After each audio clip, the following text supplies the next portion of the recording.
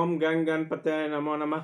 श्रीमद् वाल्मीकि रामायण युद्ध कांड 9वां सर्ग। विभीषण को रावण को श्री राम को अजेता बनाकर सीता को लौटा देने के लिए अनुरोध करना। तदंतर निकुंभ, रभस, महाबली, सूर्य, शत्रु, शत्रुप्त, यज्ञोप, महापार्श्व, महोदर, दुर्जय, अग्निकेतु, राक्षस रश्मि केतु, महातेजस्वी बलवान रावण कुमार, इंद्रजीत, प्रहस्त, विरूपाक्ष, महाबली, वृद्धक्ष, दुर्माक्ष, अतिकाय और निशाचाय, दुर्मुख, ये सभी राक्षस अत्यंत कुपित होकर हाथों में परित, पटिश, शूल, प्रास और बड़े बड़े खड़ग लिए उछल उछल कर रावण के सामने आया और तेजी से उद्दीप्त होकर सबके सब बोले, हम लोग आज ही राम, सुग्रीव, लक्ष्मण और कार हनुमान को भी मार डालेंगे जिन्होंने लंकापुरी जलाई है। हाथों में हस्त लिए उन राक्षसों को जाने देकर विभीषण ने रोका। पुनः उनसे बैठाकर दोनों हाथ जोड़कर रावण से कहा, तात, जो मनोरथ साम दाम दान भेद इन तीनों उपयोगों से प्राप्त न हो सके, उन्हीं की प्राप्ति के लिए नीति शास्त्र के ज्ञाता मनुष्य विद्वान ने पराक्रम करने के लिए योग्य अवसर बताए। तात, जो शत्रु अवसाधान हो, जिनपे दूसरे द्वारा आक्रमण किया गया हो तथा जो महारोग आदि ग्रस्त होने के कारण देव से मारे गए हो, उन्हीं पर भली भांति परीक्षा के विधि पूर्वक किए गए पराक्रम सफल होते हैं। श्री रामचंद्र जी बेखबर नहीं है, वो विजय की इच्छा से आ रहे हैं। उनके साथ सेना भी है। उन्होंने क्रोध को सर्वदा जीत लिया, अतः वो सर्वथा दुर्जय है। ऐसे अजय वीरों को तुम लोग परास्त करना चाहते हो। निशाचरों, नदी और नदियों के स्वामी भयंकर महासागर को जो एक ही छलांग में लांग कर यहाँ तक आ पहुँचे, उन हनुमान जी की गति संसार में कौन जान सकता है? उनका कौन अथवा अनुमान लगा सकता है?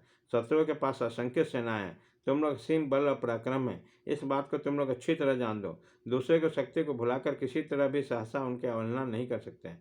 श्री रामचंद्र जी पहले राक्षस राज रावण को कौन सा अपराध किया था जिन्होंने इन यशस्वी महात्मा को पत्नी को जनस्थान से हर लाए? यदि कहे कि उन्होंने खर को मारा था तो वो ठीक नहीं है, क्योंकि खर अत्याचारी था। उन्होंने स्वयं उन्होंने मार डालने के लिए उन पर आक्रमण किया, क्योंकि श्री राम ने रणभूमि में उसका वध किया। क्योंकि प्रत्येक प्राणी को यथाशक्ति अपने प्राणों की रक्षा अवश्य करनी चाहिए। यदि इसी कारण से सीता को हर कर लाया गया तो उन्हें जल्दी ही लौटा देना चाहिए, अथवा हम लोगों पर महान भय आ सकता है। जिस कर्म का फल केवल कला है, उसे करने से क्या लाभ? श्री बड़े धर्मात्मा पराक्रमी हैं, उनके साथ व्यर्थ बैर करना उचित नहीं है। मिथिलेश कुमारी सीता को उसके पास लौटा देना चाहिए।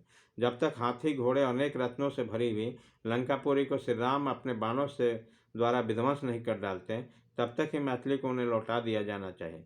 जब तक वह अत्यंत भयंकर, विशाल और दुर्जय बानर वाहिनी हमारे लंका को पददलित नहीं कर देती, तभी तक सीता को वापस कर दिया जाए।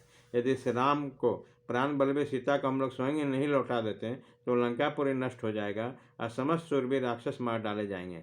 आप मेरे बड़े भाई हैं, अतः मैं आपको विनयपूर्वक प्रसन्न करना चाहता हूँ। आप मेरी बात मान लें, मैं आपके हित के लिए सच्ची बात कहता हूँ। आप श्री रामचंद्र जी को उनकी सीता वापस कर दें। राजकुमार श्री राम जब तक आपके वध के लिए शरद कुमार के सूर्य की किरणों के समान तेजस्वी, उज्ज्वल, अग्रभाग और पंखों से सुशोभित, सुदृढ़ तथा अमुक बाणों की वर्षा करें, उसके पहले ही आप दशरथ नंदन की सेवा में मिथिलेश कुमारी सीता को सौंप दें। भैया, आप क्रोध को त्याग दें, क्योंकि सुख और धर्म को नाश करने वाला है। धर्म को सेवन कीजिए, क्योंकि सुख और सुयश को बढ़ाने वाला हम पर प्रसन्न हुई है, जिससे हम पुत्र, बंधु और बांधवों से जीवित रह सकें। इस दृष्टि में मेरी प्रार्थना है, आप दशरथ नंदन श्री राम के हाथ में मिथिलेश कुमारी सीता को लौटा दें।